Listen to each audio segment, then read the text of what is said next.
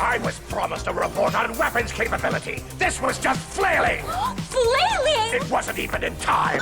Lord Zed, Emperor of Evil, Destroyer of Worlds, and Hater Supreme. Welcome, my friends, to Power Rangers Cosmic Fury.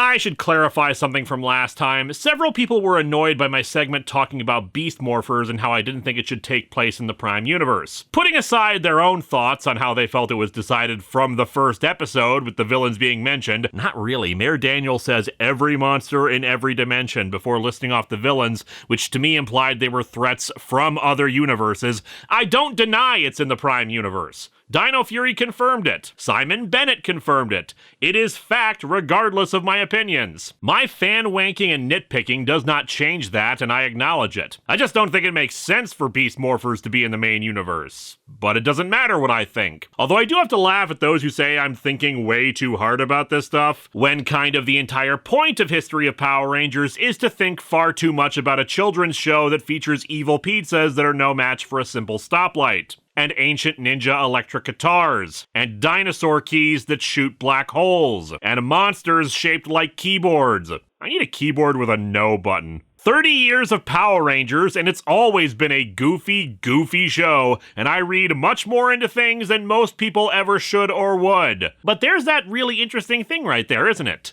30 years of Power Rangers. At the time of this recording, we live in a strange, somewhat unprecedented era of media consumption and creation. Back when I was growing up, the popular wisdom of children's media was that it lasted a few years, and then the show ended and it never came back. Revivals of old shows did happen, reunion movies, maybe a sequel series, but this wasn't for material made for children. Nostalgic revivals were for stuff like Gilligan's Island movies, Star Trek The Next Generation coming about because of various factors, including syndication keeping interest in the franchise alive, or maybe The Munsters and the Addams Family would get a TV movie of the like to try to get lightning to strike twice. While these kinds of things were family friendly, children were not the target audience for them.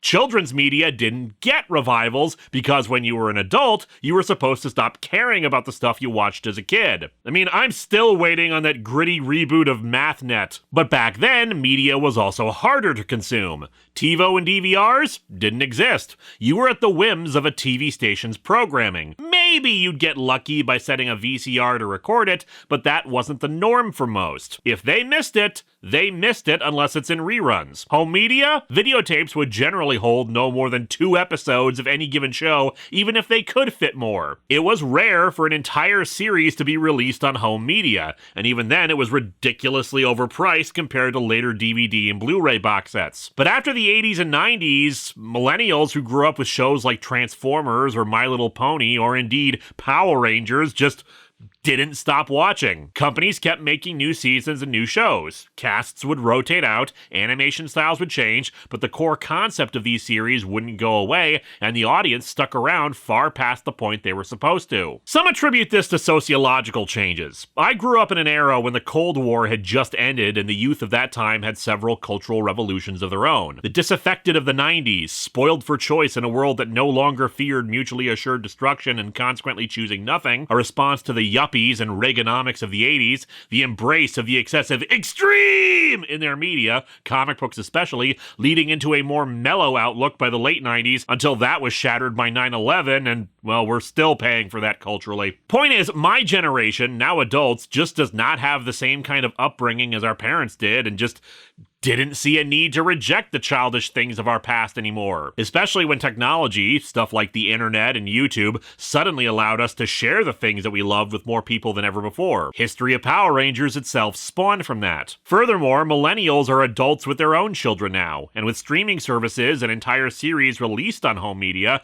those adults can share the things they enjoyed with their children and make new fans. And that same media is catering to those adults. There's merchandise specifically for the people who grew up with stuff in the 80s through the 2000s that's just bigger, more expensive versions of the toys they had when they were kids. And I don't think there's anything wrong with that. I'm just saying it's unprecedented. The nostalgic boom of the last decade or two is not like the one those parents in the 80s had. You didn't see them wearing shirts mashing up Star Trek the original series and the Mary Tyler Moore Show or something. You didn't see new versions of toys made for Frankenstein Jr. and the Impossibles but intended for adults. And thus we have the bizarre situation that's before us today. Children's media that is also specifically pandering to adult fans. Power Rangers Beast Morphers featured the return of Venjix in the finale. Was specifically planned to have Venjix return and tie up a loose end that had been left at the end of its series just over a decade beforehand. They made tons of references to past Ranger series,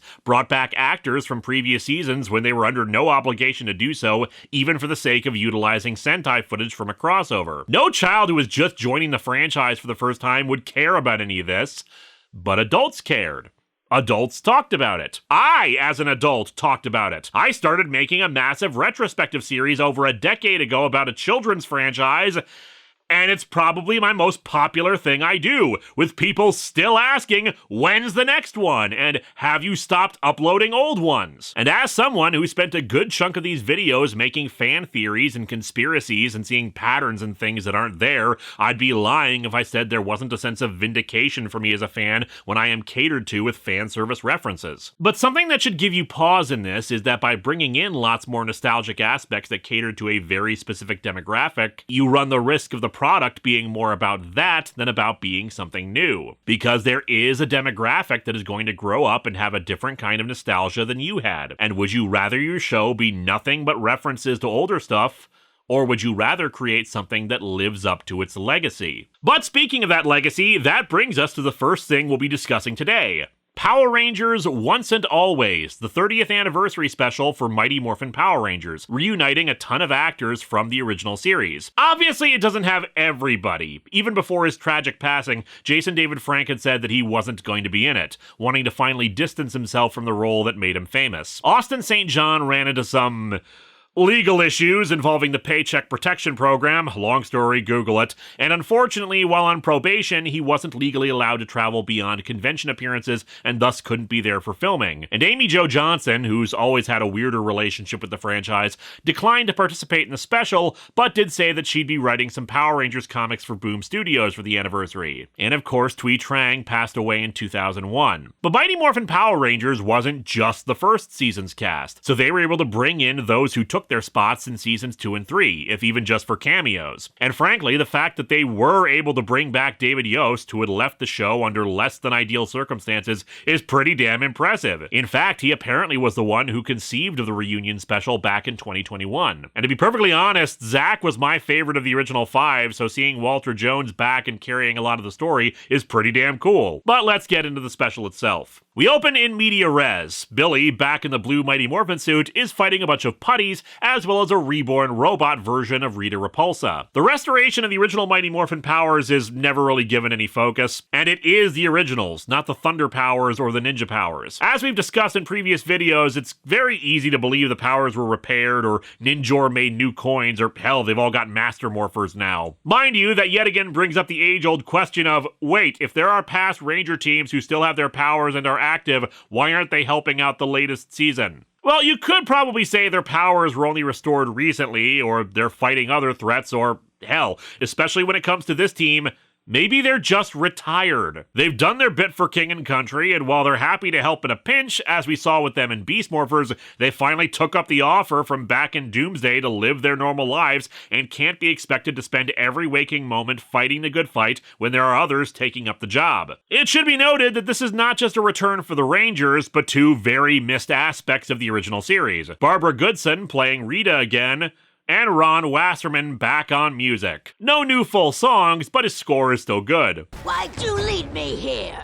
Was your grand plan just to die outside in the fresh sea breeze? Actually, it's because he loves Lord of the Rings and was hoping to hit up the Hobbit village before he died. This is New Zealand, after all. The other Rangers arrive, and we get our title logo along with the theme song, because 30 years later, Go Go Power Rangers remains awesome. Billy manages to smash Rita's face, but in her anger, she blasts him back and charges up a massive attack meant to kill him. Trini, however, leaps in front of it and takes the blast, vaporizing her. If anyone needs me, I'll be in the dark dimension planning my revenge. Okay, this could be good or bad, guys. Good because that Doctor Who special never got produced, Or bad because she's planning to team up with Dormammu. Billy and Zack go back to Trini's house to decide what to tell her daughter, Min, and this scene is really the big chance to highlight the acting of our two primary leads for the special. The others might need help searching the dark dimension. You can't decide quick on how to tell someone the worst news of their life. We don't know who Min's father is or what happened to him, but we learn that Trini was raising Min on her own, and she comes in and overhears their argument. We cut to 1 year later. Zack, who apparently is a congressman now, wonder if he used hip-hop keto in any of his campaign ads, is raising Min, who's been training herself to take revenge on Rita. As I said, because of the lack of the presence of a lot of the other original Mighty Morphin members, Walter Jones and David Yost do most of the heavy lifting in this story. Honestly, this ends up working to the special's benefit, allowing Zack and Billy to get the focus in terms of character development alongside Min, instead of trying to split it between all the characters. Plus, they were able to work the absence of the other actors into the plot as demonstration of the villain's plan, art from adversity. Since it's the anniversary of Trini's death, the two head to her grave to give her some flowers, but arrive just as Robo-Rita has returned with roboticized versions of two of her monsters, Snizzard and the Minotaur. I initially thought the choices for the monsters they brought back for this were kind of odd. Much like the Megazords, a lot of the monsters on Power Rangers tend to blend into each other after watching 30 years worth of them, with exceptions only happening if they're particularly interesting, like the aforementioned keyboard monster from Ninja Steel, Typeface, I love that thing. The original Mighty Morphin ones are more memorable to me, but that's mostly my nostalgia talking. Snizzard I remember mostly because of the name, but I don't recall it being that memorable compared to Eye Guy or Pudgy Pig. Me personally though, I would have brought back the pumpkin wrapper. Welcome to my pumpkin patch. Perhaps you'd like to play some catch. Rows and rows of human graves. This place is beautiful. Yeah, this special is still family friendly, but damn if they don't use the fact that this is technically for adult fans to up their writing game. More mentions of killing and death and stuff that the show proper could get away with. Min is eager to go after Rita, but Zack forbids her from entering the fray. Snizzard uses its powers to paralyze Jason, Kimberly, and Tommy before they shrink down into action figures. Available now at your local retailer. They're placed on some kind of machine Rita has been working on that's draining their energy. Zack and Billy retreat with Min in the Rad Bug 2. And yes, of course it can fly. Why would you build a Rad Bug 2 if it couldn't? Min wants to join against Rita, but since she's not a ranger, they say she'd get killed. That the best thing she can do is to sit tight and do nothing. Says the guy who caused all this. It stung, huh? Good. See, Zordon? That is a teenager with attitude. On the moon, Rita has reestablished her palace, which they still call Bandora Palace, even though this is CGI. She is not named Bandora, and I didn't even realize as a kid that it said that because, hey, old CRT TVs. The power drain on our heroes is pretty slow, so Rita prepares to attack the Earth to lure out more Rangers, not just the Mighty Morphin team, to grab more for her device. We cut over to Cranston Tech, aka Billy's company, aka the new command center. I do wonder if they asked to use the House of the Book again for filming. It's still being used for occasional location shooting by shows as recently as 2023. They wouldn't have to hide the non-desert environment for it either, since obviously Cranston Tech isn't located on Vasquez Rocks anyway. Anyway, inside the command center is Alpha 9, and yes, Richard Horvitz finally returns to voice the character. Sadly, the fact that it's been 20 years since he played the role is noticeable. It still sounds like him, but Horvitz's voice sounds decidedly more raspy than it used to. A little more Invader Zim than Daggett, if that makes any sense. It's good to see you again. Been a while. Aye, Zack! When are you going to introduce a bill for universal basic income? A flashback reveals how this all started. Billy theorized that Zordon may not have been dead after the Z-Wave, that his energy could be reconstituted back into him. They detected a powerful presence in the residual particles and drew them in, but it turns out they accidentally grabbed Rita's consciousness instead, washed out of her body as a separate entity from the woman she turned into. This is consequently how people theorize Zed works with his resurrection last season, that Lord Zed is a separate force from the body he was in and could thus be resurrected separately. I find that dubious, but for the purposes of storytelling, we're going with that. Anyway, Rita's consciousness went into Alpha 8 and transformed him into Robo-Rita's new body. Putties start attacking all over the world, and it seems Billy hasn't been sitting on his ass since then. He's established the Bandora Protocol, a massive network to warn all other Power Rangers teams about Rita's return from the Dark Dimension. So, the Rangers are all in contact with each other. An entire protocol is in place for Rita's return. Why has nobody been been talking with each other about Zed's return? Or was this little Ranger group text set up after Zed returned and they realized, we should really have a way of contacting each other about this stuff? According to Simon Bennett, Once and Always takes place before Dino Fury, but isn't this exactly the kind of thing the Pandora Protocol was set up for? Or was it just for Rita? God, Master Org is gonna come back again and nobody's gonna hear about it. Consequently, there does seem to be some confusion on the timeline. As I said, Simon Bennett said this takes place before Dino Fury, but I've already read other sources claim that the events of Cosmic Fury lead into Once and Always. Honestly, they could go either way. It's not like one directly references the other. I'm doing it in terms of release order. In any case, while Kim and Jason are out of action, Kat and Rocky are not, so they get summoned. Rocky became a firefighter, good for him, and Kat confirms that she was taking care of JJ, who is her and Tommy's son. Yes, it's official confirmation that Tommy and Kat ended up together. That means that Christmas special in the future is canon. Damn it all, Tommy and Kimberly were supposed to end up together. Ooh, but Kat and Tommy were holding hands in Dimensions in Danger already. Well, I'm holding up my middle finger right now, so read what meaning you wanted to that. Let me have my ship, damn it. Anyway, Min sees from the Angel Grove division of Buzz Ballyhoo that putties are attacking Ernie's juice bar. Nice to know that the place is stuck around. Think Lieutenant Stone is still running it? And she takes Trini's old morpher to try to go help. As for Kat and Rocky, Alpha and Billy have constructed proxy power coins that will allow them temporary access to the Mighty Morphin powers again. Zack points out that according to Zordon, duplicating active powers is very dangerous. I don't care how dangerous too much pink energy is. Once a Ranger, always a Ranger. Oh, hey! They said the thing! They mentioned the Once a Ranger thing! And nothing else. Nothing else. Nope. No other meme that I may have popularized. I don't hold any sway or power or influence over this show that I watched as a child.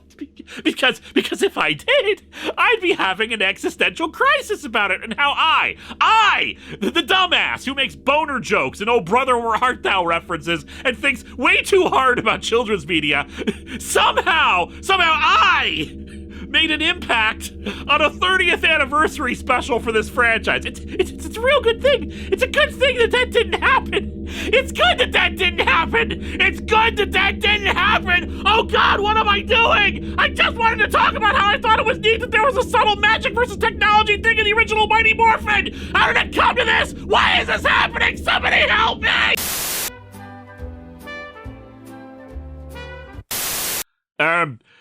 Anyway, I'm disappointed Tommy and Kat officially got together. I just don't feel they have the same chemistry as Tommy and Kim, but what the hell do I know? Anyway, Morphin Sequence is a nice update on the original. Nothing is majorly overhauled as, say, Adams in Once a Ranger, just remaking the visuals with modern tech. Neat that Kat gets to yell pterodactyl for the first time. Our heroes soon learn that the monsters can track them while they're morphed, which makes fighting the putties harder since Snizzard keeps trying to kidnap them. Oh, and while Bulk and Skull sadly do not appear in the special properly, disappointing since they're the true heroes of the franchise, we do see this banner for Skullovich and Bulkmeyer Bulk Food Company, which I suppose explains why Skull seemed to be rich at the end of Samurai. Some kind of bulk food distributor, and he's brought Bulk in on it. 25 years later after Turbo, and they're still finding new careers to take up. Back at the command center, they get contacted by Adam and Aisha, who are now part of, get this, Space Patrol Alpha. Yep, Adam and Aisha are responsible for Proto-SPD, and they even mention how stealth technology that Billy developed helped them in their fight against the Trubian Empire. Mind you, this does make one wonder where the hell they were during the events of SPD, but again, probably actively retired after that. Anyway, Adam and Aisha say they'll be there in 6 hours with reinforcements, but that may be too late given how many putties are attacking. Rocky suggests they take the fight to Rita, but the same problem holds. If they're captured, Rita's machine will only get more bodies to power it. Billy starts thinking about using the stealth tech to build something to keep the monsters away from them while they attack the moon. But then they spot on security monitors Min intervening in the juice bar. She decides it's time. it's Morphin time! Saber-tooth tiger!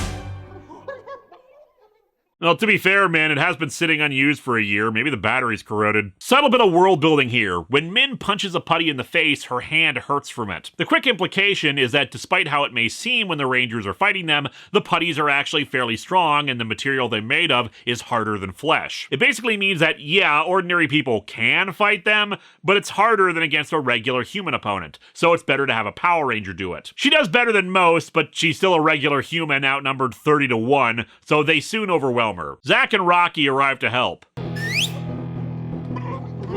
Messing with this place was a big mistake. Messing around with my adopted daughter? Take it or leave it. They bring Min back to the command center. She's gonna need to talk. Can I help? Thanks, I got this. I mean, he is a politician. He's probably used to giving speeches that sound condescending. No, of course it's better than that. Min thinks that she's following on from her mother's footsteps, acting like they did when they were her age, but Zack points out that the reason the morpher won't work for her is because she's after revenge. Revenge is an inherently selfish act, and as Zack says, being a hero is about being selfless. We also learn that Zack actually left Congress to focus on raising Min, which further shows how this is a work of fiction.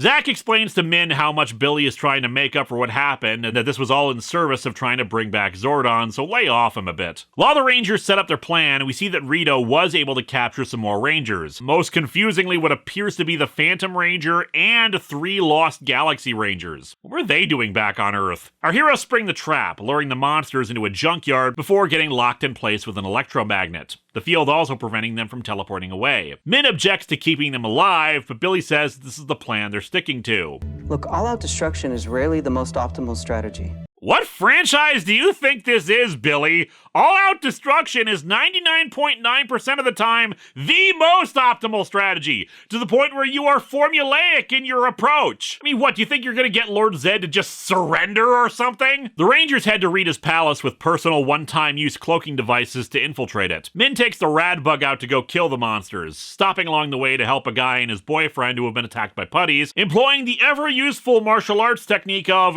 running them the hell over. Once more, the morpher doesn't work, and what's worse, Rita arrives to free the monsters. Min tries to fight her, and you can probably imagine how well that goes. Our heroes find the device and examine it, Billy realizing that the only way to free the others is by destroying Snizzard. Oh man, how could you have guessed that all-out destruction would be the solution to a monster's spell? It's only the exact same thing you have had to deal with for 30 years! More importantly, Billy realizes what the device is.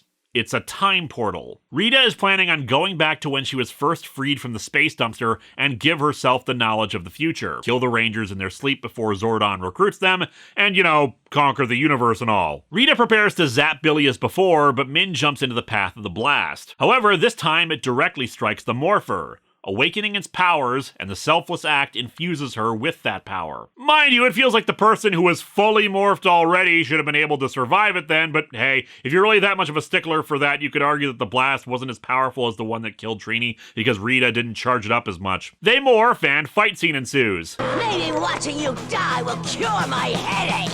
In my experience watching bad media, Rita, not as much as you'd think. She makes Snizzard grow to make sure they can't destroy him with their weapons, and while they're distracted, Billy stabs Robo-Rita through the back. That one's for the abandoned warehouse district, Rita. They summon the Zords, and I've gotta say, while the CGI Megazord itself is not great, it's still pretty damn cool to see. But a lot of praise should go to the recreations of the Zord summoning. In a few spots, it looks like practical models, and it's very impressive in that regard. And it's still a giant robot fight on the moon, and that's pretty damn awesome. Robo-Rita revives and activates the portal, but Snizzard gets destroyed, freeing the Rangers and blasting both the device and Rita herself once and for all. And we'll never see her again. Adam and Aisha arrive to take the action figure Rangers to Aquitar to restore them to normal. Adam even mentions the Equation who hooked up with Billy and Zeo misses him, making me wonder why they didn't just make Billy officially gay or bi in the story. It's also neat we have Adam and Zack shake hands, since of course their actors were never actually on screen together before. And after saying their goodbyes, Zack, Billy, and Min hang out at the juice bar. So what do you think of your communicator?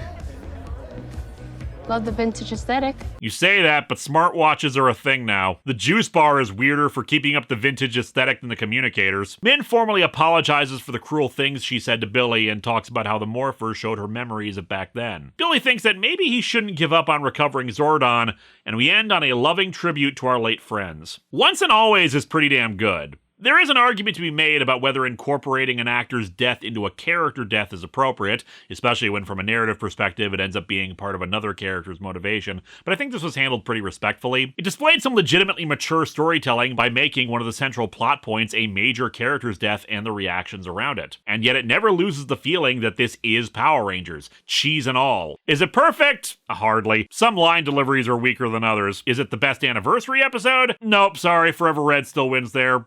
But it's fun. It lets us catch up on a bunch of familiar characters and ensures that the legacy of this team remains intact. It includes genuinely good dramatic moments for David Yost and Walter Jones, particularly when they're arguing about whether to tell Min the full truth about her mother. It's not doing Megaforce over again by bringing in everybody. I feel like they should have done more with the time travel idea, but obviously budget constraints and all, along with Rita, our old enemy Money, returns. But it's just a fun nostalgia trip to see these characters together again, training the next generation, and that sometimes the things we love can come back. That we can get some resolution and a nod from the franchise that their stories aren't over, but we shouldn't dwell on them forever or deny the next generation their inheritance. Now then, since we showed that Walter Jones is still a damn good actor, can we finally get a frickin' resolution for Space Cases already? It's possible that this is going to be the last time we see the old guard at all, aside from Cosmic Fury, more on that soon. Rumors always abound of a Power Rangers reboot, and the introduction of elements like Proto-SPD means that they're actually paying attention to how the show is supposed to work in the Universe 2025. But if and when Power Rangers returns, and if they decide to continue instead of rebooting, look, I'm gonna say it, I really, really hope they don't bring Zordon back. I feel like it cheapens his sacrifice and the emotional impact it had if they were to restore him. This isn't like Lost Galaxy, where Kendricks' sacrifice came about due to the actress's health issues and they decided to bring her back for a happy ending at the end of the season. This was the team's mentor of several years who gave his life to save the universe. One of the biggest and most impactful moments of the franchise. To just fully bring him back to life would be a mistake. For God's sakes, I've done 2 musical montages for it. What about the musical montages, damn it? Do they mean nothing to you? According to Simon Bennett, apparently the original concept for Once and Always would have featured a new monster based off of a toy that had been buried in a time capsule since the 90s. The monster would throw nostalgia bombs that turned things around it into 90s versions of themselves. A cute idea for a one-off episode, not for the 30th anniversary special. Also, Alpha 8 is just dead. What the hell? But while this is the general send-off for the Mighty Morphin crew and the 30th anniversary special, we also had the 30th anniversary season. And for the first time in a long time, we've got returning actors and continuations of their characters' stories, with one exception. Simon Bennett confirmed that Andrew Lang withdrew from voicing Lord Zed for Cosmic Fury due to online harassment, which is just terrible. To quote Bennett, "I think being told he had ruined someone's childhood was the last straw." Criminy people, I thought we had moved on from that kind of talk. While the first outing of Lang as Zed in Season 1 was a bit rough, Season 2's Zed was great. I mean, I just don't know what some fans would expect. It's not like we can resurrect Robert Axelrod. Unless their solution is AI voice replication, which I think my response to that would echo the logic and wisdom of a Vulcan. Go to hell. Taking over for Zed is Fred Tatasciore, another prolific voice actor who apparently voiced Goldar and the Putties in the 2017 Power Rangers movie. The basic voice is fine, a little more screechy than Lang's, but why is there no filter on it? Couldn't they just use the same filter they had for Lang in Dino Fury Season 2? If you listen closely, there is some kind of effects work done on it, probably just adjusting the pitch, and it's causing some errors in the audio, but there's no distortion added in over it. Yes, I am thirsty for conquest. It's not bad, but like Lang, it takes a while for him to grow into the role, and the lack of effects on it is an issue. And a lot of the time, it becomes generic, loud, gravelly villain voice. But let's get things going with the first episode of the season, Lightning Strikes. We open on the planet Zordnia, which, like the Morphin Masters, actually is an obscure bit of Mighty Morphin Power Rangers lore, the source of the Shogun Zords. Right in the middle of a huge battle that really shows off the Netflix money. Sweeping camera moving around a battlefield as our heroes fight alongside the Morphin Masters against foot soldiers and monsters. 30 years, people! We've come a long way from Jason swinging Kimberly and Zack around on his shoulders in a circle, haven't we? The Cosmic Fury theme song is a definite improvement over the last two, namely in that it feels like an actual tune now. Since it's carrying over from Dino Fury, they kept the evolution, revolution bit, so there's some music continuity between the shows. I like that. What I do not like is that after 12 years since the start of Samurai, they have finally dropped Go-Go Power Rangers from it. And I know for a lot of people that's a relief. I've made my feelings about its inclusion clear, and I get why people are sick of it. My problem is twofold, though. One, it's the 30th anniversary season, and it features returning characters from the start of the show, so why wouldn't you include it? Secondly, while the theme song is certainly an improvement, it's still built off the Dino Fury theme, and like all the theme songs since Samurai, it builds to the chorus of Go-Go Power Rangers, and thus it reaches the point where the chorus should start, and then doesn't. It's like listening to the first verse of the original Go-Go Power Rangers, and then it just stops. All build up, no release. Also, I know the lyrics are, "It's morphin'," but every time I listen to it, it sounds like they're saying, "We're boyfriends."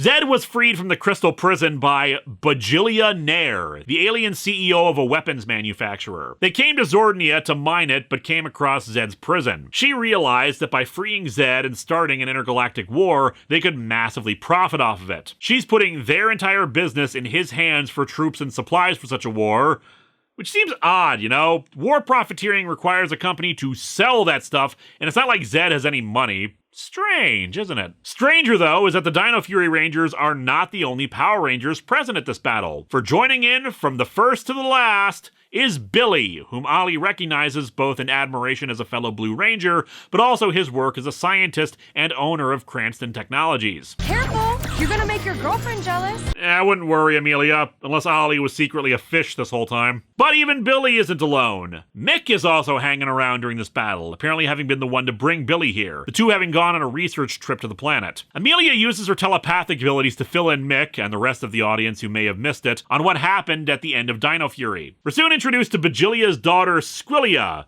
who is a parody of Gen Z influencers and even wears Lord Zed merchandise. Do you love it as much as I do? Bajilia also introduces Zed to one of her ships, a squid drill, and how it can strip mine a planet to create the new robotic foot soldiers of the season, the Zentinels. I am disappointed that they are not called Zedtinels. Still, I like them, especially since it's been a while since we had original American footage foot soldiers. Obviously, they're patterned off of Zed in their general helmet aesthetic, and coming in two color varieties. The all-silver ones that can be thought of as homaging Zed's putties, and a red one higher in rank that obviously more closely follows Zed's color scheme. Zed enters the battle himself and shows off a problem that I brought up last time in regards to Zed's voice. As I said there, word choice is also important for how a character is written and why the character felt off. It's a problem that Robo-Rita had in Once and Always too, but it's especially noticeable for Zed. He doesn't call Billy by his name. He calls him Cranston. I don't think Zed ever said Billy's last name at any point in the original Mighty Morphin seasons. Maybe they thought the villain trying to gravelly, angrily say the name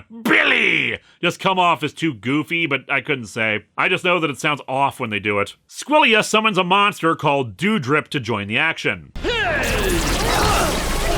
I'm afraid I just blew myself. There's gotta be a better way to say that. Despite spraying all the Rangers with it, Zed says that it's specifically designed to turn one of them evil. Ollie. And it works. A mind-controlled Ollie, equipped with the Cosmic Gateway Key, opens a portal that Zed blasts Zato into. The portal closes, and they get the key away from him, but they've lost Zato again. With our heroes down 2 Rangers, the Red Morphin Master empowers Mick with the Red Ninja Steel powers he had that one time to help even the odds. Unfortunately, the villains have their own continuity villain to aid them. Scrozzle works for Basilia now, and has constructed the Master Captivator, a cannon and storage device that captures the Morphin Masters. Oh no, our Deus Ex Machinas! Before he's taken, Master Red tosses aside his staff over to Javi, who gets a vision of some kind of spot on Zordnia that's struck by lightning, instructing him to go to it. Our heroes teleport to it, Mick revealing that this is the legendary Altar of Zordnia, which is what he and Billy were looking for when they came here. Apparently, like the Shogun Zords, there's another lost group of ancient Zords that have fallen into legend, the Cosmic Fury Zords. And since our heroes have lost their own Zords at the end of the last season, this might be exactly what they need. This is one of the bits that I know a lot of fans were disappointed by. the adaptation. Like Mighty Morphin Seasons 2 and 3, the Sentai footage this time is only of the Zords, coming from Uchu Sentai Q Ranger. Q Ranger had one of the largest final team counts with 12 Rangers, and their suits were very eclectic and distinct from each other. There had apparently been some discussion even before Hasbro took over the franchise of adapting Q Ranger, but it got passed over. A brand manager at Hasbro, Jason Bischoff, apparently did pitch an adaptation of it called Power Rangers Supernova, but that too got rejected. Ultimately, the decision for why Cosmic Fury doesn't adapt the suits is threefold. The first is that with 12 Rangers and only 10 episodes, though apparently the season was originally planned to be 20 episodes, so we have the opposite problem from Dino Fury, was seen as difficult at best, so going with original suits mitigated that issue and let us focus on the team as it existed already. I suppose you could upgrade some of the supporting cast in Dino Fury into new Rangers like Jane, Jayborg, and Tarek or something, but it's still a lot and not a lot of time to do much with them. The second problem was logistical. Power Rangers does try to match any original fight scene footage with locations that look similar to the Sentai footage, as I pointed out in particular with Megaforce, so they save money on that kind of work by instead focusing on new fight scenes with suits made specifically for Power Rangers. The third reason is toy molding. It's easier to create a generic toy shape for the various Rangers if they're all similar in design, versus Q Ranger suits all being relatively distinct from each other. Even though ironically, Hasbro didn't end up producing any Cosmic Fury figures at the time of this release. It's a shame because I think the Q Ranger suits look pretty cool, but ultimately I'm happy with Power Rangers doing its own thing whenever possible. Anyway, there's a hole in the altar that looks like it's designed to fit the Morphin Master staff. They think Javi should just put the staff into it, but Billy points out, hey, this thing keeps getting struck by lightning and was designed to be operated by Morphin Masters. Maybe we shouldn't try to play with it just yet. Unfortunately, the decision gets made for them when the Squidrill commanded by Ollie attacks, transforming into a giant robot to shoot at them. Javi inserts the staff and gets blasted back. The Cosmic Fury Zords are summoned and fight the Squidrill. As for Javi, My arm. Ha ha ha, funny Javi, the old, oh, my arm is gone, oh, psych, I was just hiding it bit. It's probably not appropriate for this. He's going into shock. I know what to do.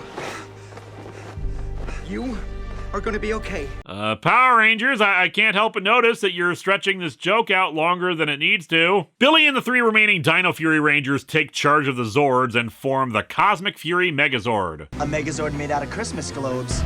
Very scary, guys. Hey, don't knock it, Ollie. Some past Rangers were stuck in Christmas ornaments once. I just said that and remembered how weird this franchise is. Amelia beams over to the Squidrill to try to get Ollie back, but the mind control is much more thorough than it has been in the past. She knocks him unconscious and teleports him out, allowing the others to blow up the Squidrill. Zordnia is soon surrounded by a fleet of Squidrills, and everyone retreats back to the Earth and the command henge. However, Zordnia is not their target. Time for us to finish what you started 30 years ago. Set the fleet's course for Earth. Back on Earth, things are a bit in chaos among our heroes since they're not sure how to proceed, but Amelia takes charge. Billy and Mick have warned all other Ranger teams on Earth of what's going on, and Tarek says the Rafconians will be ready to defend the planet as well. Ollie and Javi are both still unconscious. They're really pushing the Javi's arm is gone joke a lot longer than I was expecting them to. You'd think that they actually cut off a character's arm.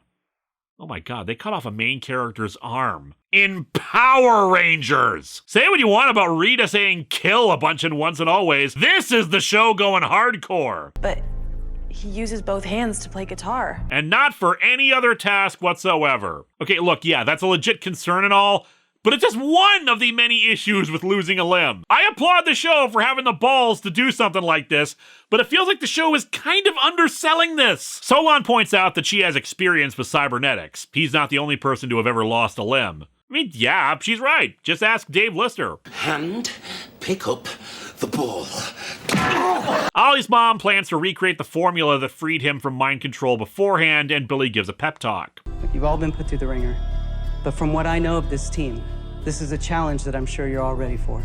With the season being so short, a continuation of the last season, and the fact that this is the most serialized Power Rangers has ever been, it's hard to evaluate this season opener as its own thing, especially compared to ones we've had before. It's less about establishing a new status quo as much as it is establishing the plot threads that will continue throughout the season. Hell, if not for the fact that the team will be getting new powers and just got new Zords, you'd think of it less as a new season and more like the ending arc of Dino Fury. And as such, let's continue on with episode 2, Beyond Repair. Here's one hot chocolate with 80% marshmallows. Just how you like it. When the ratio of hot chocolate to marshmallows is that small, why even bother calling it hot chocolate? It's just soggy marshmallows. Consequently, she got that ratio of marshmallows to hot chocolate by having absolutely huge marshmallows in it. Solon, I know you were entombed for millions of years, but come on! But yeah, Javi's awake and they prepare to build a cybernetic arm for him. I appreciate all your help.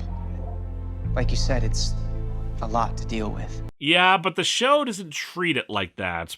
More on that later. While Amelia and Ollie's mom apply the mind control antidote to Ollie, Mick begins a search for Zato, saying that he has contacts all over the galaxy who might be able to help. They only know that he fell through a portal onto a green planet near a red nebula. Izzy informs Warden Garcia, Jane, and Jayborg about the possible return of Lord Zed. They've informed world leaders of the potential attack already, but since the Rangers are based in Pine Ridge, they thought it'd be good to give the local authorities and media a heads up. Jane suggests they try to trick Zed, saying that all of Earth has gone on vacation to Venus, so he invades the wrong planet. This is why so many startup media companies die so quickly. Honestly, tricking Lord Zed as if that's gonna defeat him. Meanwhile, Ollie awakens, but the antidote had no effect, and they're forced to lock him in the medical bay. Amelia asks Ollie's mom how she can be so calm given the situation. I am terrified, but putting out that vibe doesn't help. Instead, I'm focusing my energy on the facts. Which is admirable, but it's not great drama. And that's the big issue with this situation, Javi's arm, and a couple of other things to come. The Rangers confront this stuff with professionalism, calm, and only mild sadness about the more depressing aspects of it. But this is a television show, a narrative,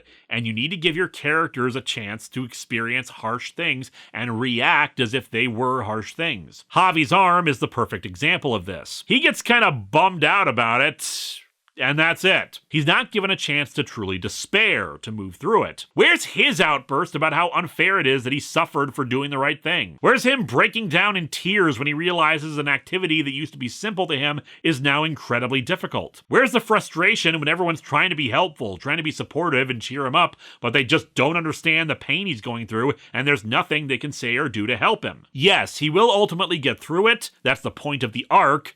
But the writing is restrictive and thus it damages the drama for the audience. Sure, it's for kids, but if you weren't going to address the realities that come with someone developing a handicap thanks to losing a limb, why bother doing it at all? If it's about representation, which, hey, that's a good reason, why didn't you just start with the character like that? What we get from it is fine, but it could have been great. The two theorize that the infection is spread to Ollie's morphing energy itself, corrupting it. Thus, the only way to free him from the mind control would be to sever his connection to the grid, which would mean destroying his Dinohenge statue. Izzy, meanwhile, prepares to go to college with Fern, deciding not to tell her the details of what's going on to keep her from worrying. Aw, we even get a little cheek kiss between the two. I love them. At least one of my ships survived. Oh, and for anyone last time who posted homophobic or prejudiced comments when I talked about Izzy being the first lesbian in the franchise's TV seasons. Leave any bigotry in your quarters. There's no room for it on the bridge. The Rangers are called into action as Doudrip attacks in a mega squid drill, deciding to take the fight to it in orbit rather than risk it happening on the planet. Javi gets his cybernetic arm, but it's a little unwieldy, not quite synchronized with his brain yet. And yeah, that makes sense, doesn't it, Dave Lister? That's rubbish. The arm is designed to be adaptive, so it'll eventually sync with him properly, but his flailing uncovers a great big red button that must never ever be pushed. In the meantime, Amelia and Ollie's mom have come up with a plan to use energy from the morphing grid to purge the corrupted energy from Ollie's system. They decide not to wait since they need the team up to full strength, so Billy and Ion are tasked with distracting anyone who comes to Dinohenge, while Izzy uses a key to camouflage the area. Unfortunately, this is also when Fern decides to stop by, looking for Izzy. Javi goes to retrieve her, and strangely enough, his cybernetic arm is still visible on his Ranger outfit. I'm curious why that would be. Ranger suits have aged up a child, fit a large dog snout into a more human-shaped helmet, and we've had robotic Rangers before. Why wouldn't it just adjust to the presence of the arm? I mean, visually it's cool, it's just unusual. Javi brings her inside, and they force Ollie outside to try to purge his system, but it doesn't work. The blast forces Izzy down and the camouflage fails, allowing Zed to beam down and destroy all but Ollie's Dinohenge statue. And Ollie's is only spared because he swears fealty to Zed, even proving he's still under his control by throwing his sword right at Amelia's face and scarring it. I do love an evil ranger. Now let's put a really cheap Zentai suit with no helmet on you to complete the look. The Rangers retreat back into the command henge. I want a squid drill drilling down into their base until each one of those ranger ninnies are buried in dirt. Ah, yes, I remember. The command henge's one weakness. Drills. And since we already established it earlier in the episode, they have to use the great big red button that must never ever be pushed. It's a mass teleportation system, transporting the entire command center to another planet called Eridus. It's the farthest uninhabited but habitable planet from Earth, with similar atmosphere and gravity. It also burns out the system, so it's a one-way trip and no way back, especially without their powers. Amelia gives the pep talk again. If we just focus on one problem at a time, we'll get through. Yeah, she's got it right. This is no big. Oh yeah? This is no big? Don't be a Debbie Downer, Fern. This is your big chance to spend some quality time with your girlfriend away from school. This leads us to episode 3, Off Grid. While Javi tries to relearn to play his guitar with the cybernetic arm, Billy recounts to the others how he lost his powers once. After that, I became a wolf ninja. Oh, that's quite the downgrade from dinosaur. Yeah, a lot of toy companies seem to think the same thing. Recalling how the Morphin Masters restored their powers before, and with access to Master Red Staff, Billy starts working on a way to get our heroes new powers. Their main communication system doesn't have the range to reach Earth, so they decide to reconfigure the antenna Zato had used last season to contact the Rafconians to act as a more powerful transmitter. Fern discovers blueprints for a plan to reconfigure the command henge into a spaceship, and while at first the two are supportive and happy, a wedge begins to form up between the two as Izzy insists on Fern staying behind to help with the interior of the ship instead of heading outside, worried about her. This subplot doesn't really go very far, so I might as well talk about it here. When the season was intended to be 20 episodes, the plan was to have the two temporarily break up, a result of Izzy being overly protective of Fern. They would have gotten back together, of course, but dropping it does mean that Izzy doesn't have as much of a plot this season. Stuff will still happen, but much like the lack of drama with Javi's arm, it means that potential character conflict and drama gets pushed aside. While they set up the transmitter, Ion comes along to gather potential food. However, he comes across a hatching egg, which reveals this little creature, and I'm pretty sure that's supposed to be Silky from the Teen Titans animated series. It attacks Ion, who nicknames it a scuttleworm,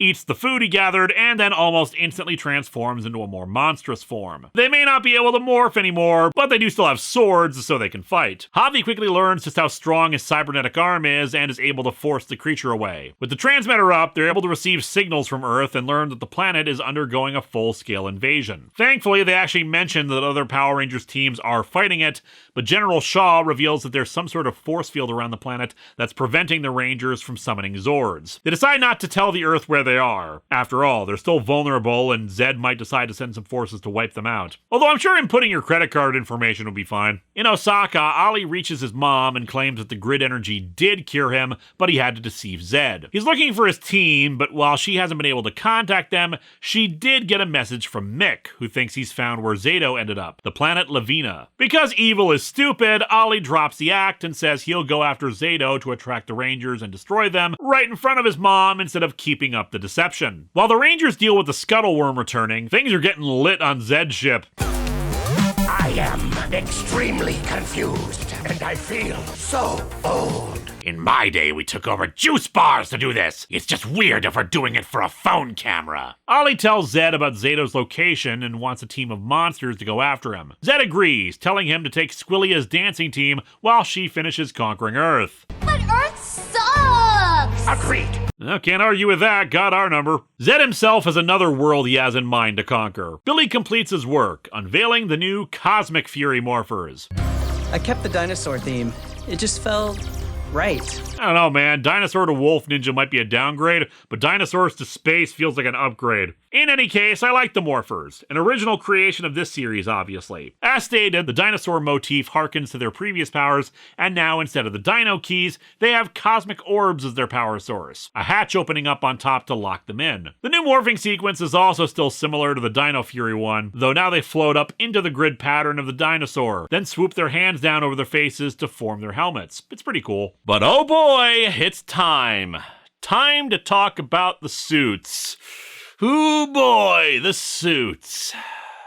I frickin' love these suits. I am so confused by so many people who kept ragging on these things. One person even saying in the comments, oh man, I can't wait for you to tear the Cosmic Fury suits apart. I like these suits. I've been complaining for a long while now about the suits caring more about their unique design elements instead of their colors. Finally, we have suits again that are focused on the individual colors, and the unique design elements are a complement to them instead of overriding things. Yes, the Q Ranger suits are cool, but they're also very busy, a little over-designed, and that's not necessarily a bad thing, especially when all the suits are relatively unique, but I think these suits are really sleek. Yeah, the foam outer portions on the torso is probably not necessary, but honestly, it's not distracting when the suits are in action and the fake muscles on them are more subtle than you'd think. I love the silver and gold highlights, and the shield is evocative of the Green Ranger shield from Mighty Morphin while still being its own thing. The helmets are carried over from Dino Fury, kind of like how I suggested they could work back with the powers transition of Mighty Morphin Season 3. Honestly, I kind of like these better than the Dino Fury suits. And hell, even Amelia looks like a massive upgrade, what with that very dark pink outfit. Yeah, now that she's the Red Ranger, Amelia's worried that this means Zato's dead again. No. If the morphing grid shows you to be the Red Ranger, it means it's reacting to something within you. And indeed, Amelia in these 3 episodes has stepped up to be the new leader. Oh, and I should note, the theme song has been reflecting the Rangers' powers, showing off only Dino Fury suits initially, then transitioning now into the Cosmic Fury suits, and a darker Dino Fury version for Ollie. The episode ends with the team receiving a new transmission from Mick, updating that Zato is on Lavina, but now Zed's forces have come too. With their powers restored, the Rangers decide to give them a test drive and take the Zords on a rescue mission, bringing us to episode 4, Teamwork. Ollie and his team of dancing idiots are hunting for Zato when they come across Mick. They're about to take him prisoner when our heroes show up to save the day. Ollie shows off that Scrozzle's modified his own morpher, giving him a darker, more evil version of his Dino Fury powers. It's a bit over-designed in my opinion, but no biggie. Red doesn't suit you! Well, bitter isn't a good color on you! It's a shame how such different career paths can hurt a relationship. Despite Ollie's attempts to lead the monsters, most end up getting blasted and he's forced to retreat. Those new suits crush the competition! And those weapons, mwah! Boy, I hope somebody makes toys of those to sell! Mick reports that the planet is mostly one big forest aside from a single city, and they soon locate the impact crater where Zato crashed. They find some torn clothes and debris from his tech. They follow the trail they think he took, Ollie close behind and observing the plant life actually defending itself if it's damaged in any way. The Rangers observe the same, and Amelia mind melds with a tree, realizing that the forest is all one being, a massive sentient life form of plant life. It shows them images of Zato crashing and coming across a glowing tree. Sensing that he was dying, it drew him inside of it to keep him safe while he healed. Ollie blasts them into some plants, which instinctively trap the Rangers upon thinking they're being attacked, and says he's going after Zato himself. He's smart enough to leave some Sentinels to guard them, but of course Ion and Amelia can use their telepathy to communicate with the creature to get freed. As such, the forest drops a log on the Sentinels. Wait, did it break itself to do that? Isn't that like cutting off your own finger to stab someone with the fingernail? While the Rangers engage Ollie's squid drill, Ion moves ahead and finds an unconscious Zato. He tries to use his telepathy on him, but can't read him. Still, he wakes up and Ion thanks the forest for keeping him safe. The forest responds and tells Zato to appreciate the time he has left. Did that tree just talk? You talk to it first. Well, yeah, you guys actually wandered into a colony of Entwives. Mick heads off to protect his own home from potential attack while the rest of the team returns to the command henge, where they give Zato his cosmic orb and he transforms into the Zenith Ranger, which has a very spiffy cape and he can wield the Master Morpher staff. Wow, slick color, dude. It's beige. Okay, technically champagne, but come on, the outfit is slick, not the color. Solon, Fern, and Billy haven't been resting on their laurels either, as they've begun the process of converting the base into a ship per the blueprints. And they're gonna need it, as we soon discover what planet Zed decided to conquer and make his own home base. Eltar, Zordon's homeworld. Ollie reports his failure, confused why teamwork didn't win through. Zed is actually amused by this, probably still riding high on conquering the planet, and says that he sees great potential in Ollie, beginning to groom him in the ways of evil. The true path to power is to only look out for yourself. Good enough, Zed, but you need to add some flair to it, like this. You must serve no master but your ambition. Anyway, let's move on to the next episode, Rock Out. Blitzblast is still transmitting from Earth and reports that Zed has set up prisons all around the planet that are holding anyone who's been resisting the takeover. The various Ranger teams have failed to break them open, and they've evidently been taken as well. Mick transmits them a bit from Space CNN or something, reporting on Bajillia locating an ancient Dragon Zord on a planet she's mining on, with the clear intention of having Ollie pilot it once it's excavated. Billy suspects that it's a lost member of the Cosmic Fury Zords, and they all agree that they need to keep it out of the villain's hands, even though this is most likely a trap. Javi comes up with the plan. They'll disguise themselves as a monster thrash metal band, distract the troops and miners, while Zato sneaks up to the Zord and uses the Morphin Master staff to reactivate it. This is an episode that would have contributed to the Fern and Izzy subplot, since Fern volunteers to go along, being the only other person who can play an instrument, much to Izzy's objection. Our heroes arrive. We're a band called, Meat Chrome. Nice execution. You're doing terrific. They set up and start playing. They're okay, but they're no Bulk and Skull.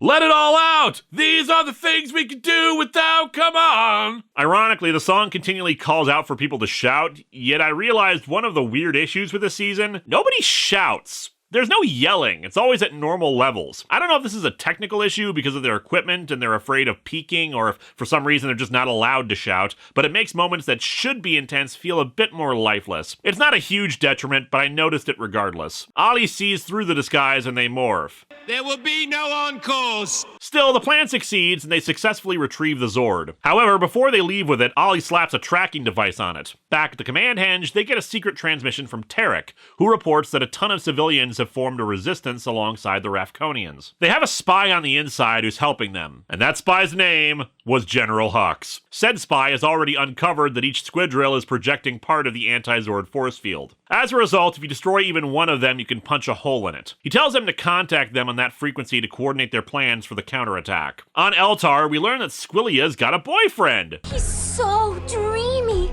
Ooh, I don't know, Squillia. That looks like the kind of guy who's got two sides to him. Anyway, thanks to the tracking device, Ollie and Bajillia prepare to head out to Eridus to finally destroy the Rangers, leading us to episode 6, Takeoff. The engines need to be tested before they can lift off, so the Rangers are flying around in the Zords to make sure everything's safe. Heads up. Approaching that seismic activity. Whoa! A giant tentacle?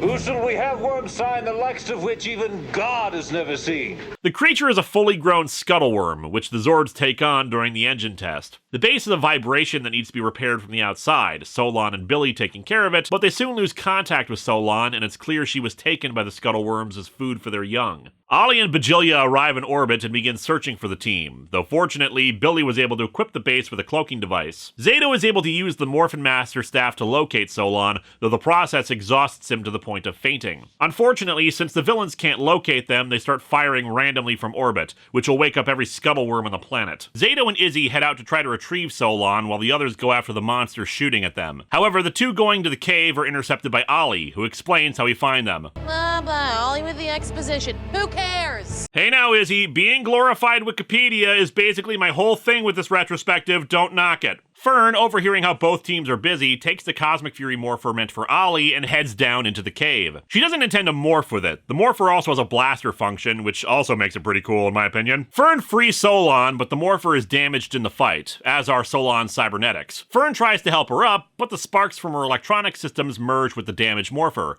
infusing it with some of Solon's DNA. Science, huh? Ain't it a thing? And transforms Fern into the Orange Ranger. It's definitely spandex. Dr. K starts frothing at the mouth somewhere, and she doesn't know why. After the two rejoin the others, everyone retreats back to the ship and take off, having to disable the cloaking device to have maximum power. We cut over to Squillia as she hangs out with Heckle, saying he's the only bright spot in this boring assignment on Earth. I think of myself as more of a shadowy menace. Oh god, I missed you, Heckle. Anyway, Squillia is told by Zed that the Cosmic Fury Rangers are on their way. Back over to the Astro Mega Henge, Solon fills in the others about Fern's rescue and how the Cosmic Fury Orb bonded with her during it. We get what was probably going to be the conclusion of the arc between Fern and Izzy, the latter accepting her as a Ranger and recognizing that her fears were unwarranted. Zed, meanwhile, continues his grooming of Ollie. There is a saying in this universe: no peace for the strongest, only survival. That sounds really stressful and annoying. Perhaps you would be happier in another job. He says that all the other warlords and emperors who have come before him have lost and been destroyed. But not you. No. He lost like 100 times and was eventually turned to dust, or a yuppie depending on your point of view. Still, Zed explains that the only way to truly survive is to be the most powerful being there is, which he thinks the Morphin Master energy will grant him. Now on to Episode 7, Operation Seasoning. The Rangers arrive at Earth, Zato having slept the entire journey. The title refers to their plan. Tarek's spy will disable the squid drill over Pine Ridge, while the 2 Megazords the Cosmic Fury Rangers have will remain in orbit. In theory, they'll cause a chain reaction that disables the anti-Zord field, and the 2 Megazords, the Dragon Zord creates another Megazord, didn't mention it earlier, will attack, take out the remaining squidrills, and open up the prisons to free the other Ranger teams. On board Squillia's ship, Heckle tries to get the villainess to leave the ship and go on a spa day, but her general convinces her to stay. Don't sweat it, Squillia. Heckle's just introducing you to the boomerang to your face challenge that's all over TikTok. Unleash the power! Dino Charge! Dark Ranger. I would just like to note that Dino Charge is now up to 11 Rangers! And okay, a bit of an explanation is needed here. There were rumors at the time of Dino Charge that Heckle was going to become another Ranger thanks to the Dark Energem. This mostly stemmed from the toys, where if you put the Spinosaurus Dino Charger into the Morpher, it would announce it was for the Talon Ranger. Thus, fans speculated that the Talon Ranger was going to be their version of the character Death Ryuger from the Sentai. However, it's been revealed that the Talon Ranger was actually an early name for Xenowing's Silver Ranger. They had no plans to use the Death Ryuger suit because the character came from Kyo Ryuger's movie, thus different rights and more money would have to be spent on it. However, rights issues are bullcrap, so the same cannot be said for the Boom Studios comics, wherein Heckle appeared as a character and indeed became the Dark Ranger thanks to the Dark Energem. And for whatever reason, they decided to bring that whole thing over to this season, though apparently he has the wrong helmet for Death Ryuger. Simon Bennett just said that that was the helmet Toei provided them with the suit. Now, me personally, I think they should have just gone with calling him the Talon Ranger here. Nothing against the concept or Heckle becoming a Ranger, but quite frankly, if you're going to call a character the Dark Ranger, their outfit should look really dark. Black being the primary color scheme. Heckle's Dark Ranger is primarily navy blue, red arms, and white gloves, plus a really huge gold arm fin thing. It is a meh color scheme to match something with the descriptor Dark Ranger. The Phantom Ranger is more what I would think of as a Dark Ranger. And I would just like to note that if you count Dino Fury and Cosmic Fury together, Dino Charge has made appearances in every Ranger series since its airing. Weird, isn't it? Anyway, no explanation is given how or why Heckle got here. Sure, the dimensional teleport tech from Wes, but were they summoning help from the other universes to come to their aid and only Heckle was available? Unfortunately, the Dark Ranger fails and Heckle is captured. The force field remains up as the Megazords are disabled after entering the atmosphere. Operation Seasoning has failed before we've hit the 7-minute mark of the episode. I know the first casualty in a battle is the plan, but it's kind of impressive how badly this went. All the Rangers except for Zato and Ion are captured, the former using the Morphin Master Staff to send the Zords away for safekeeping, but yet again Zato collapses. They hole up with Tarek's resistance cell as Solon is brought in. When he regains consciousness, we learn what exactly is up. The Morphin Masters didn't exactly bring Zato back to life. They filled him up with their own magical energy, an energy that he draws from whenever he uses their staff to perform tasks. And without the Morphin Masters to refill the tank, Zato is quickly using up what's keeping him alive. Pop arrived with some gifts from General Shaw at Grid Battle Force. The teleporter devices used to transport massive objects like the Morphex towers. The new plan is to grab the squidrill and beam it right into the local prison, simultaneously disabling the force field and freeing the other Rangers. Strangely, this is yet another opportunity for a Rick and Morty clip. We just teleported into a galactic federal prison. I'm gonna go take a shit. The problem is they need time to set up the devices without getting caught, so Zato volunteers to use his magic. Which, of course, Ion and Solon have a bit of an objection to. It's been less than 5 minutes since we've learned that magic sucks the life out of you like a 6-foot mosquito. Zato says that ultimately this is his choice and there are bigger things at stake than his own life. He also has them swear this to secrecy so nobody worries about him and they can focus on the task at hand. So anyway, about that distraction. Operation Growth Hormones is go. The plan goes off without a hitch, though instead of smashing the prison, it just disables its shields, and the Rafconians aid the prison break. The Rangers reunite and morph to fight Squillia and her Sentinels. With the force field down, our heroes summon the Zords and begin destroying squidrills to cut off reinforcements. They capture Squillia and plan to interrogate her. From one ex-bad guy to another. Not bad. Someone else can take the next tentacle-related mission, though. Oh, she was that kind of streamer, eh? Anyway, next up is Episode 8, Switching Sides. Zed is informed of Earth's ongoing liberation and Squillia's capture, and he does not give a rat's ass about either, since neither are relevant to his plan. Bajilia, however, is worried about her brand image if she doesn't go rescue her daughter, so is going to go retrieve her. Speaking of, our heroes try to use their Rafconian telepathy to glean her mind for information, and learn nothing. Sadly, while she was present around Zed a lot of the time, she was not paying attention to anything being said, only on her own vapid interests. The rest of our heroes return after successfully liberating several countries. Kia ora, mates. New Zealand is officially totally free. And free of Power Rangers, too. Apparently, regardless of the future of the franchise, production has officially left New Zealand after moving there in 2003. Billy contacts the others to inform them that the Mighty Morphin Rangers have been liberated and they're going to deal with the remaining squidrills, leaving our heroes to ponder their next move. They want to free Ollie, which their current plan is to destroy his Dinohenge statue, severing his connection to the morphing grid, and consequently his corrupted energy. Ion finishes closing up his cafe until the crisis is over, when who should he run into entertaining people but Slither and Mucus, still in human form after the events of Dino Fury. He reads their minds to discover how they survived and how they have reformed. They were perfectly happy running their circus when Zed's invasion happened, destroying everything they built. Ion recruits them. Their shape-shifting and illusion powers will allow them to infiltrate Zed's base and get close enough to destroy Ollie's Dinohenge statue. Mucus laments that she wants to help, but the charm she used to become human has her locked in a human body she absolutely hates. Nobody should have to feel like they don't belong in their body. Power Rangers just said trans rights. Hell yeah. And yes, Simon Bennett confirmed that that's what they were going for. Honestly, they probably should have just said it outright. As I said earlier, there were people pissed about lesbians in Power Rangers and think that's grooming. Just go whole hog at this point. I know writers who use subtext, and they're all cowards. Zato uses his magic to restore Mucus to her mushroom form, causing Zato to yet again collapse. You know, the fact that Mucus could so thoroughly reform, stop being evil entirely, raises a lot of ethical issues about the Sporix beasts, what it means to be evil, and if it's actually possible for them all to reform. Is it moral to keep them imprisoned in their little gooey forms when they have the ability to change? A giant robot fight go! Bajilia shows up at the warehouse to retrieve her daughter, but they fight them off and eventually turn him to dust. And I'm sure we'll never see Bajilia again. Slither changes into Squillia, and the two former villains head out to take a squidrill, Mucus posing as Squillia's lawyer. Also this.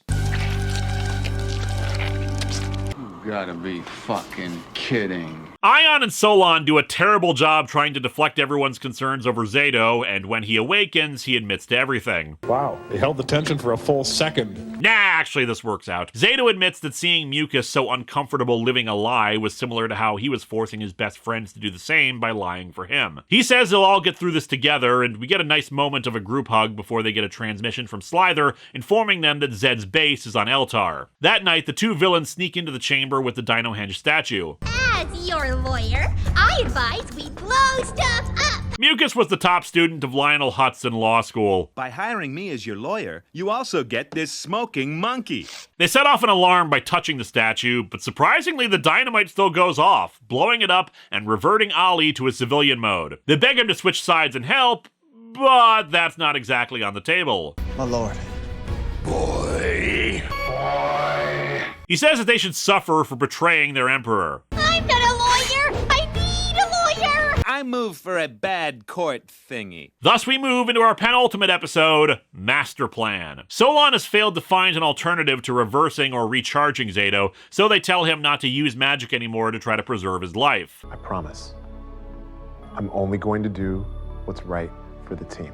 Zed contacts them to gloat not only that their plan to save Ollie failed, but that Bajilia has regrown. They're going to torture the captured villains only for Ollie to turn his gun on them and warn the Rangers of Zed's plan, to turn himself into a Morphin Master. Unfortunately, Zed quickly recovers and blasts him back while cutting the feed. Zato says that while Zed couldn't destroy the morphing grid, he could sever the Rangers' connection to it and use its power for evil, so naturally they need to stop him. Amelia declares they're gonna leave now to go stop him, but Billy takes her aside and discourages her from going right away. Earth has been mostly liberated, but Ranger teams have been fighting across the universe to counter Zed's forces, resulting in a lot of destruction and refugees. Our forces are having to take them to New Tech City back on Earth. And that, my friends, is our explanation why in SPD aliens are living on Earth in such large numbers. Bravo, Cosmic Fury! You didn't need to explain that plot point. You didn't need to make the story fit the future depicted in SPD, but you actually took the time to do so. If you're gonna have continuity porn, there's no better time than an anniversary. Anyway, Billy wants her to wait until the other Ranger teams are ready to assist. Hit him with an overwhelming force, but she insists. I get what you're saying. But this rescue mission is the right thing for my team to do. I really wish they had included one line here, again for drama purposes. A response to that line with Billy asking, the right thing for the team? Or right thing for her? Sure, she's been able to power on through despite Ollie's mind control up until now, but now he's free and in danger. Plant the seed that maybe this rescue is more about her feelings than about stopping Zed. But in any case, they don't know Zed's timetable for absorbing the Morphin Master's energy, so it isn't necessarily a bad idea to try to stop him now. As my mentor Zordon would say, may the power protect you. And then he'd yell at us for breaking his stuff. They soon arrive at Eltar. Zed has unique taste in architecture. Actually, that's just the government building. They decided to finally drop the pretense. Inkworth, Basilia's butler, who's been barely a character up until now, grows giant to try to destroy them. That fish is gonna get battered. Tommy, can this fish! Since it's the second to last episode and we need to eat through some footage, the Rangers combine all their Zords together to form the Cosmic Fury Ultra Zord to finish him off. It's kind of mad to me, not only because they're not all in a single cockpit, though it makes sense they wouldn't make a set for one for just a single scene like this. Anyway, our heroes storm the castle and free Ollie, Slither, and Mucus. Unfortunately, Bajilia set a trap for them. They're sealed up, the teleportation signal is blocked, and the place is rigged to blow in 20 seconds. A countdown to destruction?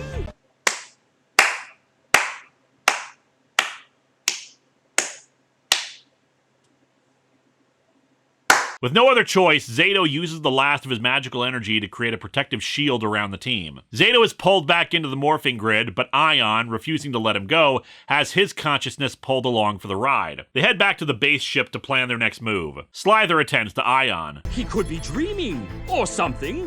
I'm a doctor of circus, not medicine. Don't worry, Mucus is a lawyer of circus too, so you're on the same wavelength. They detect the Master Captivator, but aren't sure they'll be strong enough to take down Zed, especially since they're down 2 Rangers. However, Ollie thinks they can use the element of surprise, since the villains must assume they're all dead, and combine all their individual weapons together, hoping that'll be enough. Zato's morpher, left behind after he became one with the Force or whatever, begins to glow blue, signaling that it's passing on to Ollie. Unfortunately, they're too late as they arrive. The energy of every Morphin Master now resides within me! Good upgraded look for him. It's basically taking the design elements of his regular appearance and amplifying them while adding some more regal qualities like the cape that resembles the Morphin Master's. He carves his letter into the cliffside. A giant N? What? No, it's a Z. Oh, shut up, Lord Ned. Actually, he calls himself Master Zed now, and they try to use the combined weapons on him, but it does nothing. They summon the Zords to try to hit him with everything they've got, and Zed annihilates them each with a single shot.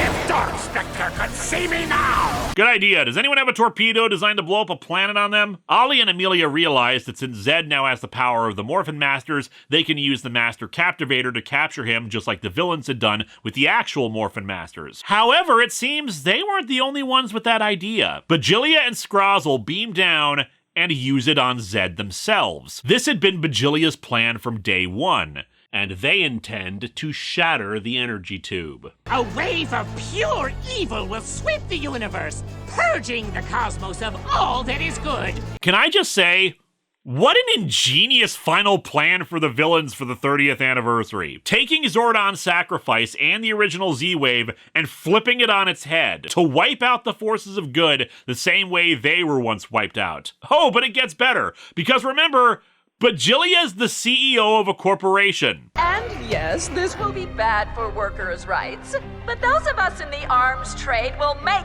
bank. I've said it over and over, but now it really is true.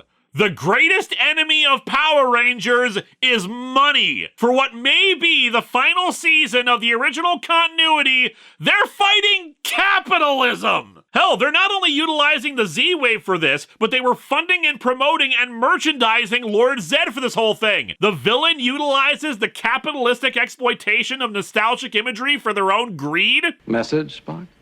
None that I'm conscious of. Man, I've got Star Trek on the brain for some reason. Mucus and Slither beam down to help the Rangers, while Solon puts out a distress call to all other Ranger teams in the universe to warn them of what's up. And this leads us into our final episode of Cosmic Fury and 30 Years of Power Rangers.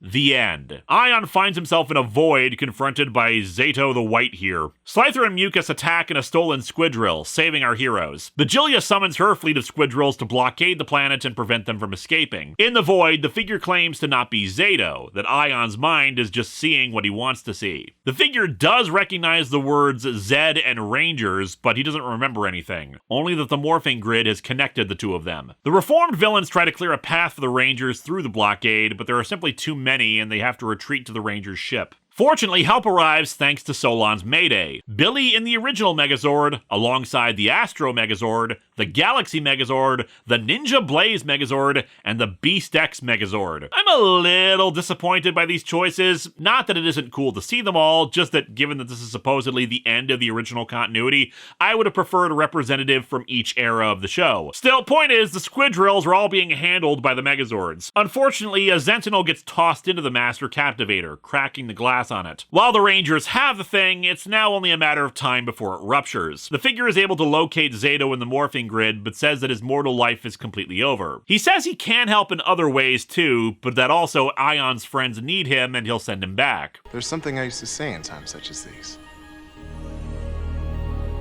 May the power protect you. Oh my god, guys. I think it's Gosei! Fern suggests taking the Captivator somewhere where it can blow safely. If it's anything like Zordon's wave, it'll reach every corner of the universe. Yeah, I mean, after all, the Z-Wave certainly wiped out Scorpius, Lothor, the Trubian Empire, Moltor and Flurius, the Fear Cats, the Warstar Insects, the Armada, Galvanax, Madame Odious, and about 50 gajillion other minor villains and monsters out there. And you know, some of those villains I didn't mention weren't affected because they were stored in other dimensional realms and whatnot. Surely somebody knows how to send it to, like, the Dark Dimension or something? Actually, they do take me up on that idea, but in this case, their choice is the morphing grid itself, which seems like a terrible idea since I feel like it could corrupt it and turn the grid evil, but whatever, they've got a plan. There's only been one place we've been able to access the grid directly before. The altar of Zordnia. What about when Beast Morphers access the grid directly for power or sending out distress signals? Or Hartford managing to send Alpha into the morphing grid? Sorry if I'm suddenly bringing continuity into this 30th anniversary season that features tons of continuity references. Anyway, they head to Zordnia and Javi is prepared to use the staff again despite the risk. Ollie suggests that maybe the problem is that they need to share the danger, all together putting the staff in instead of just one person taking the brunt of it. Somehow, I feel like this will result in all of you losing an arm, but it doesn't matter for the moment because Vigilia shows up, having stowed away on their ship. Somehow, and like any real CEO, she doesn't know when to friggin' quit already. They blast her, but... Are you kidding me? And just like a CEO, to continue to ruin things even after they're gone. The Rangers try to put the staff in, but it's pulled away by Zato, who has become a Morphin Master. He brings them all into the Master Captivator to confront Zed. However, it's not to fight him. They're all energy inside of the tube, so this is just a way for them to communicate with a familiar point of reference. Zato explains to Zed what's going to happen with the tube, and Zed thinks he'll rule unopposed. But, of course, they point out that when this happened to Zordon, he didn't stick around after. This will kill him. It's like you told me. No peace for the strongest. Only survival. And thus the ultimatum.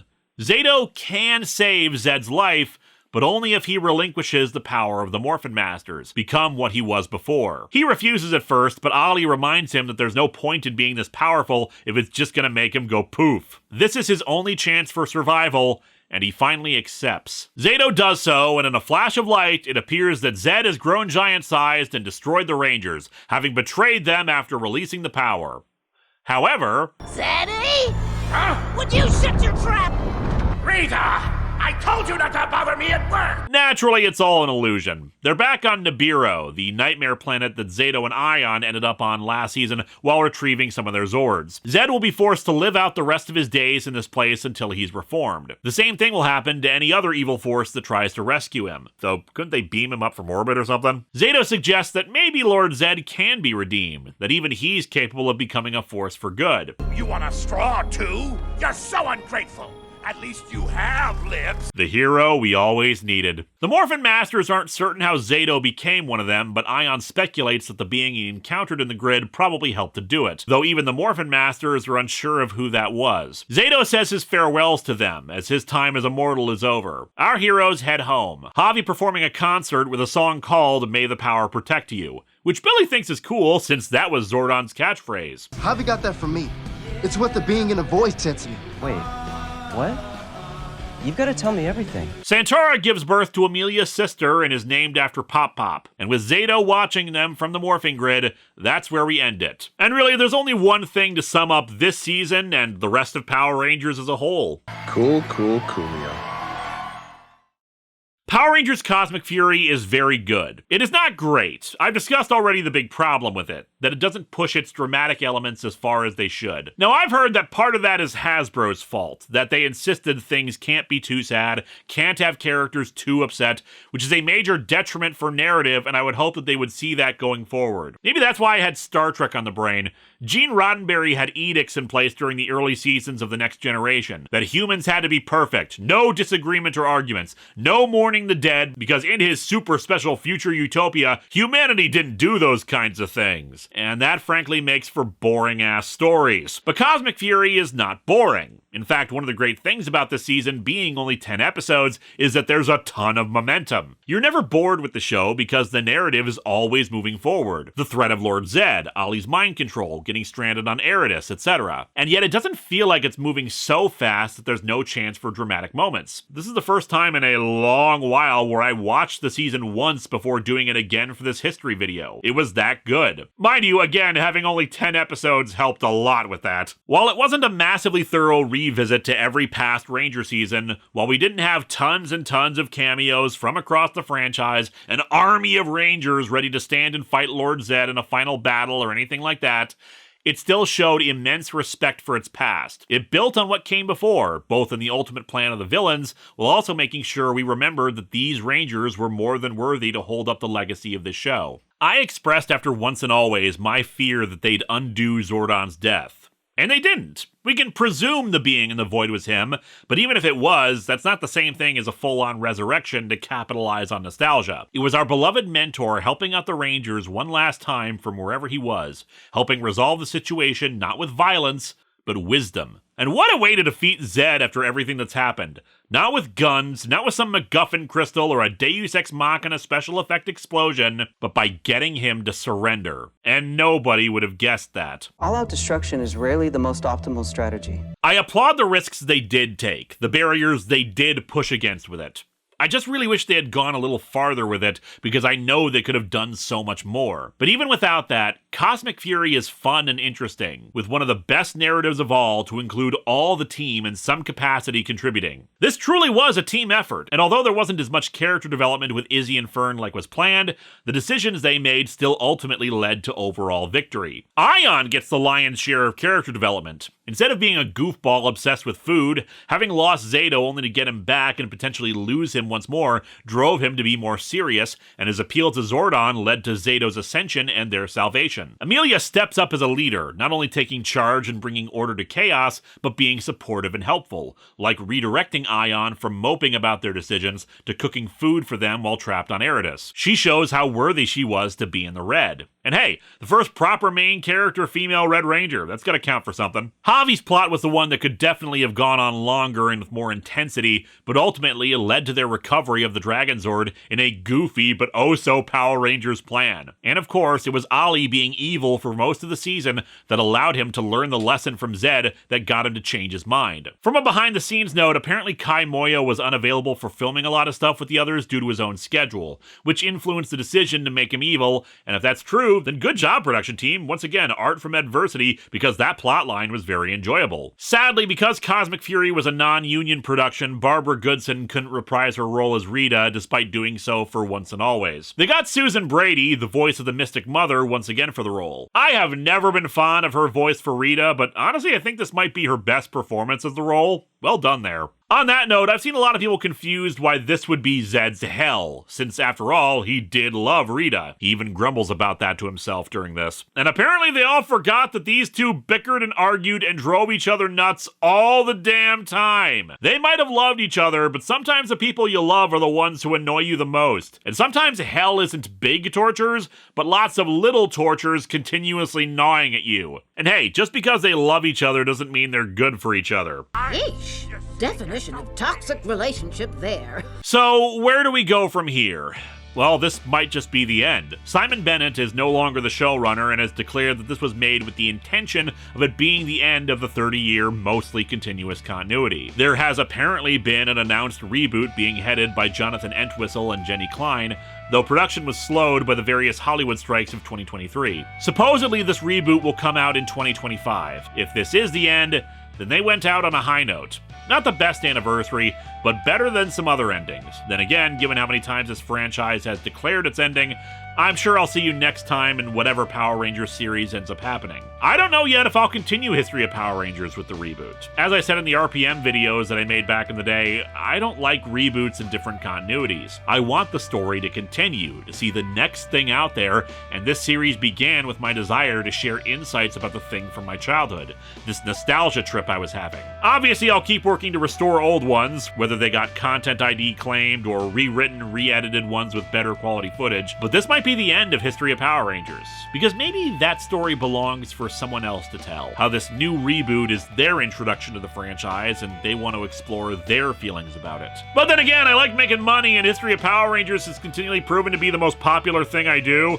There's a reason I have When's the Next History of Power Rangers t-shirts. So I've made no decisions at the moment. All I know is that I love Power Rangers. I love tokusatsu. I love giant robots, and I love rubber-suited monsters. Here's to what came before, and here's to what comes next. Forever and always, may the power protect us all.